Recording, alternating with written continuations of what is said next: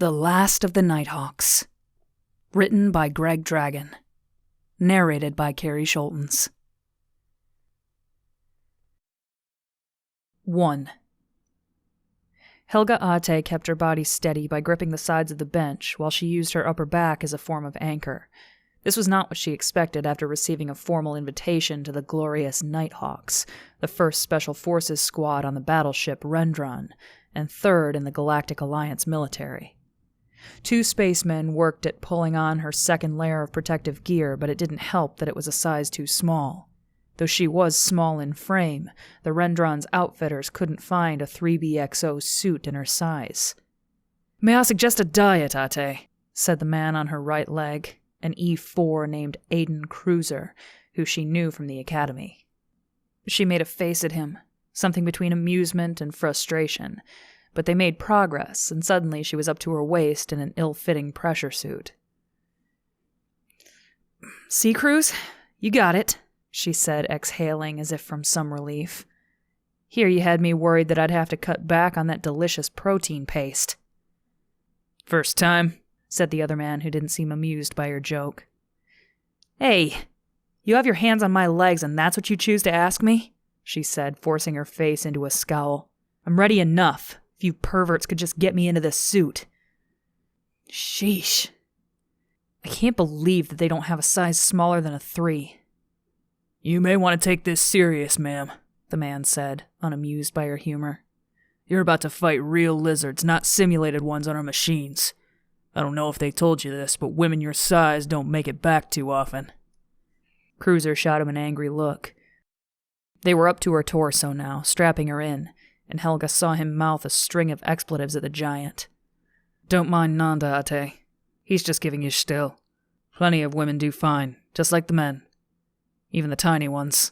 When he said tiny, his eyes shot up to Nanda, who she swore looked frightened of the shorter man. Though she didn't like it, Helga still had time to wonder about Nanda's words.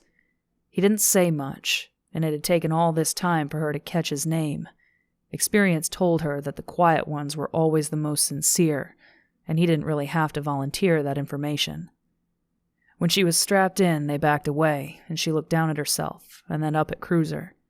It was all so tight that her skin was screaming, and she struggled against demanding that they pull the thing off. "It's okay," he said, as if he could read her mind. "It's okay, just give it time." Helga got up off the bench and tried to walk around the locker room. It was so tight that it stung, as if she'd been squeezed into a leather tube. "How am I supposed to fight while wearing this thing?" she said. "Here's a better question. How do I use the thiping bathroom?" "Work out your limbs and get it used to you," Cruiser said. "The fabric is alien, so you can't treat it like any of our stuff. It's tight now, but keep on moving. You won't even notice it after a while. As to the bathroom, it's alien." He gave her a wink. "Mess your drawers all you want. It'll be absorbed and repurposed." "Gross," Helga said, trying to imagine how it would feel. "Gross. What, are you being serious?" "I am. But it's okay, Ate. You'll figure it out," Cruiser said, laughing. "Now, we're gonna go help the others get their 3B suits on. When you feel comfortable enough, step into your armor, then come join us in the ready room." Helga was still processing the bathroom logic, as in how it would repurpose her waist. "Thanks, Cruiser. And thank you, Nanda," she said. "I'll just jump around and get used to these pajamas." The 2 men waved and walked outside, but not before Nanda shot her a cautionary glance. "Jeez, what's your problem?" she mumbled, and then brushed it aside to continue swinging her tight arms. It was hard to convince herself that the suit would be okay, being that her body wanted nothing more than to peel it off.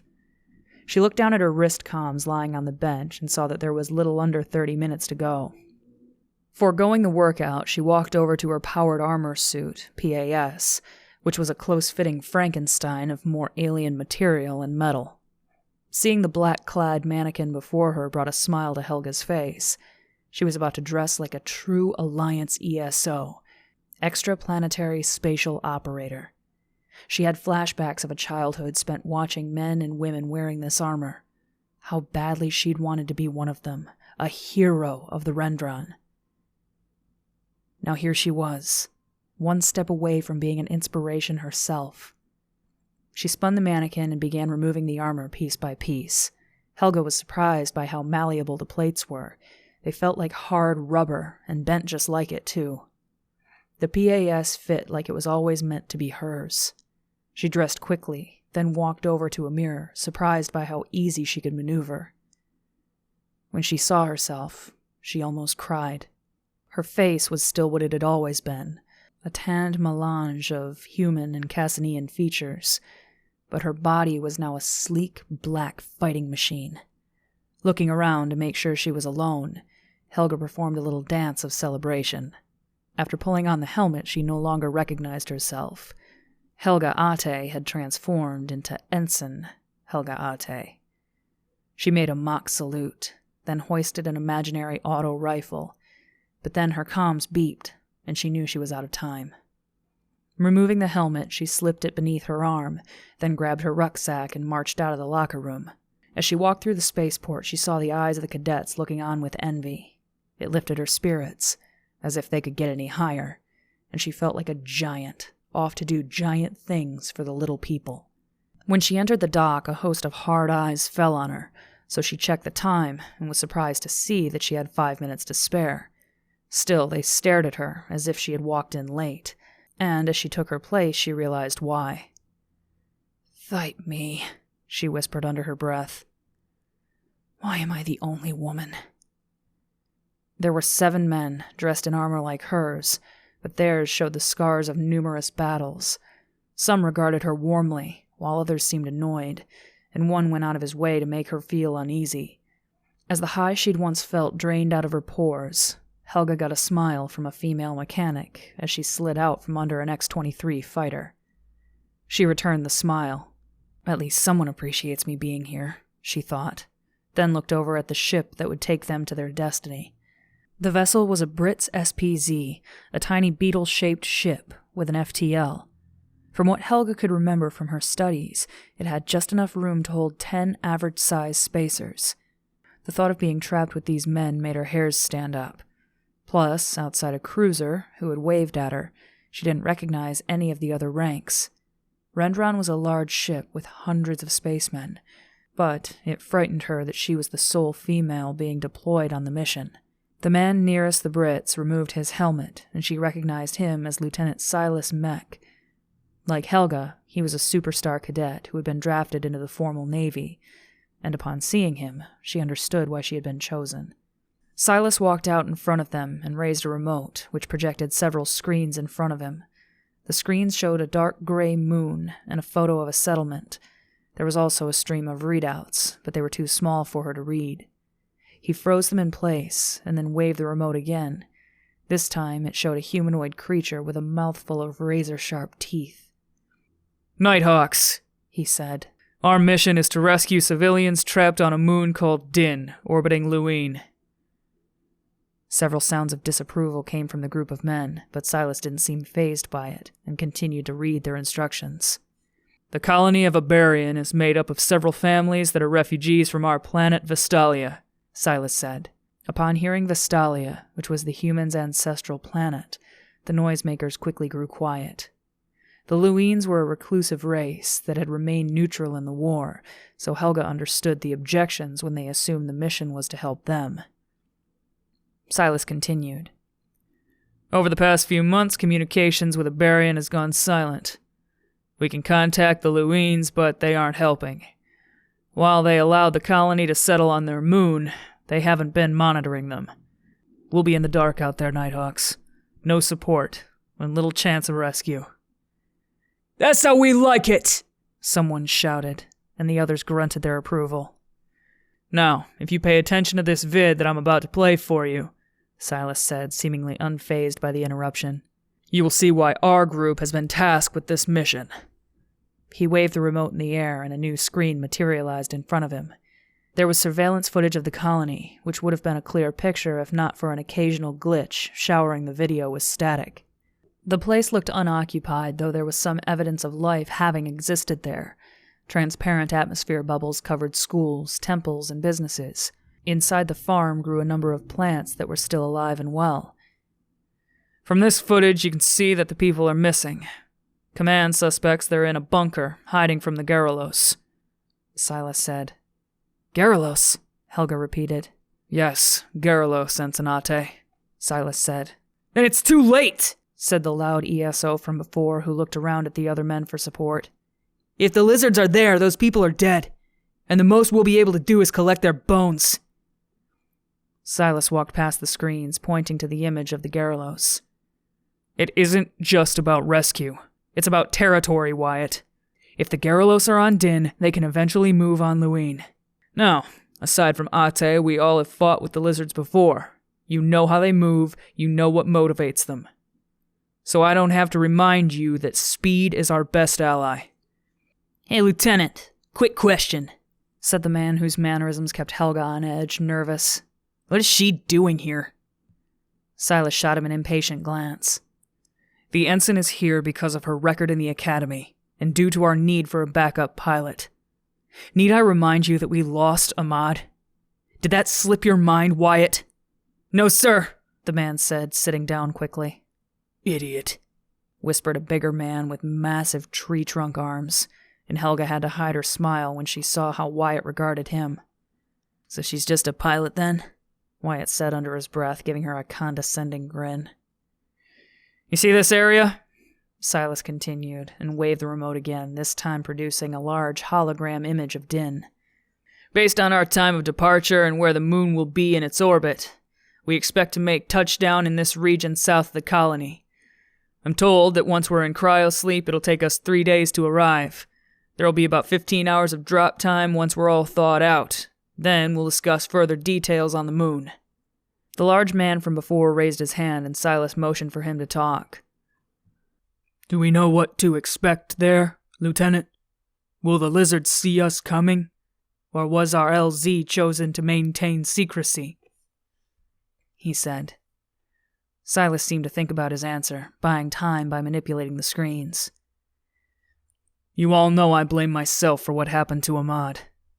I don't intend to have us flying blind into anything again, he said. Now, as far as we know, the lizards are inside the colony itself. We aim to slip in silent, cut their throats, and jump back here victorious, he said. Now, gather your gear and let's get moving. We have 1 more hour until takeoff. If you haven't called family, do so now, since you'll be out of contact for weeks. He gave them leave and walked away towards the Brits. Helga glanced around 1 more time before following him inside. Her only family was her brother, and they hadn't talked in years. She didn't need to make any calls, since there was no one to really care. There was her ex, Oren, but he was now married to an ensign that worked on the bridge. She was pretty, and had a bright career ahead of her. All of the things he wanted in a mate. The memory of their last fight brought up old, uncomfortable pains, and Helga stopped to check her thoughts before they drove her into a rage. Be tough, big girl, she said to herself, repeating those words of encouragement that her mother used to say. She gripped the handle of the ladder leading up in the ship and looked down at her armored gauntlet, still in awe that it was hers. Several million credits in military equipment, all entrusted to me, she thought proudly. And yet I'm here worrying about a loser like Oren. Climbing the ladder, she stepped inside and stopped to take it all in. It was larger than she anticipated, with each seat occupying a good amount of room. There were racks for gear, hooks for armor, and the cryotech was built into each of the seats. She squeezed through the narrow aisle to gain the cockpit and saw a cruiser already seated, running through some checks. You ready to thipe some lizards? He said without turning around. More than ready, if I actually get to see some action, she said. He motioned to the co-pilot's seat, and she sat down inside of it.